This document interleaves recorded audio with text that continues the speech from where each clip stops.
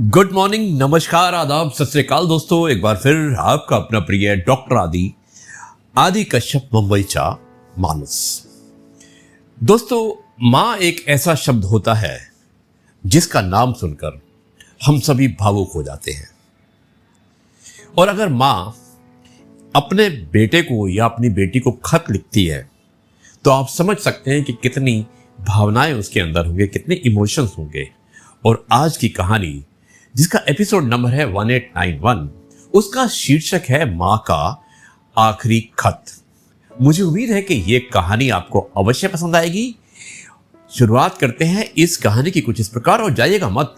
मिलेंगे एक ब्रेक के बाद। आज रविवार का दिन है, छुट्टी है और आप सभी चाय की चुस्कियां भी ले रहे होंगे।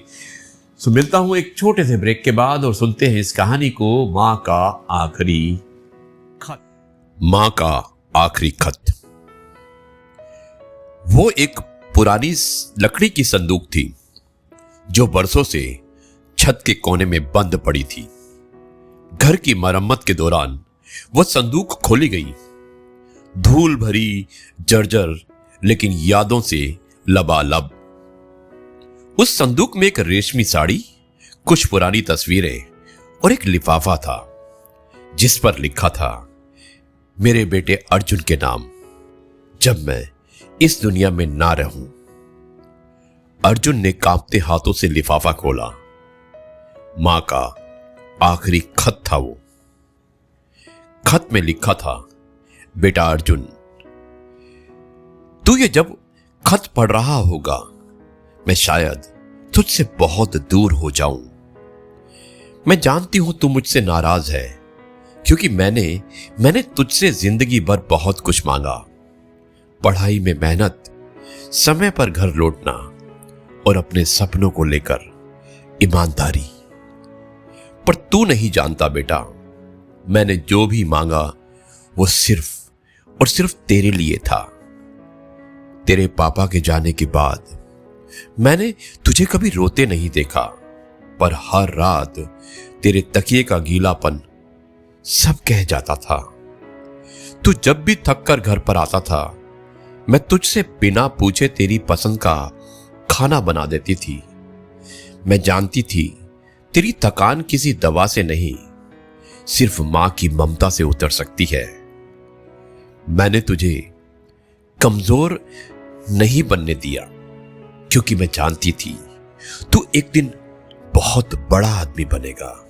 और अब जब मैं जा रही हूं, मेरी बस एक आखिरी ख्वाहिश है, तू उस मां को कभी मत भूलना जिसने तुझे दुनिया से लड़ना सिखाया, पर खुद तेरी हंसी के लिए हर दिन हारती रही। तुझे बहुत प्यार, मां। अर्जुन की आंखों से आंसू बहने लगे। सालों की नाराजगी, शिकायतें और उलझनें सब उस एक खत में बह गई। उसे याद आया कैसे उसे बहुत बहुत प्यार करती थी उसकी मां। हर रात उसके लिए दरवाजा खोलकर बैठी रहती थी। कैसे हर एग्जाम के पहले चुपचाप उसकी पसंद की खीर बनती थी, और कैसे उसकी हर जीत पर मां सबसे ज्यादा मुस्कुराती थी। पर कभी खुद तस्वीर में नहीं आती थी। उसे याद आया कि मां ने कभी अपने लिए कुछ नहीं मांगा, ना कभी नई साड़ी, ना कभी बाहर खाना, और ना ही कभी छुट्टी। 24 घंटे सिर्फ और सिर्फ मेरे लिए अपने आप को समर्पित थी, क्योंकि बस अर्जुन की कामयाबी ही उसकी असली पूजा थी। आज अर्जुन एक सफल इंजीनियर है, पर मां की तस्वीर अब उसकी टेबल पर हर दिन उसे दिखाई देती है, उसे देखती रहती है।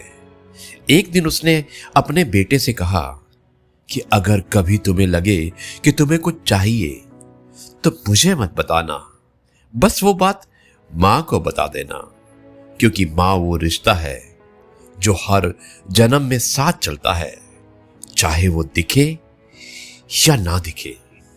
अर्जुन ने उस खत को फ्रेम में लगाकर अपने ऑफिस की दीवार पर टांग दिया। उस पर लिखा था, जो मां बिना कहे सब समझ जाए वो जिंदगी भर कुछ नहीं कहती, पर जब कहती है तो सब कुछ बदल देती है। दोस्तों, बस यही सिखाता है पॉजिटिव कर्मा कि कभी देर ना हो प्यार जताने में, क्योंकि जिन्हें हम सबसे ज्यादा प्यार करते हैं उन्हें हम अक्सर सबसे बाद में बताते हैं। इसलिए अगर आप भी अपनी मां से प्यार करते हैं तो आप उसके जाने से पहले आप अवश्य बताइएगा, कहीं देर ना हो जाए। यही मैसेज था आज की इस कहानी का। मुझे उम्मीद है कि आप एक अच्छा इंसान बन के अपनी मां को सारे दुख प्रदान करेंगे। इसी के साथ मैं आज की कहानी, आज के एपिसोड नंबर 1901 को समाप्त करता हूं और कल आपसे एक बार फिर से मुलाकात करूंगा कुछ नई बातों के साथ। तब तक के लिए आपसे कहता हूं, जय गुरु जी, शुक्राना गुरु जी।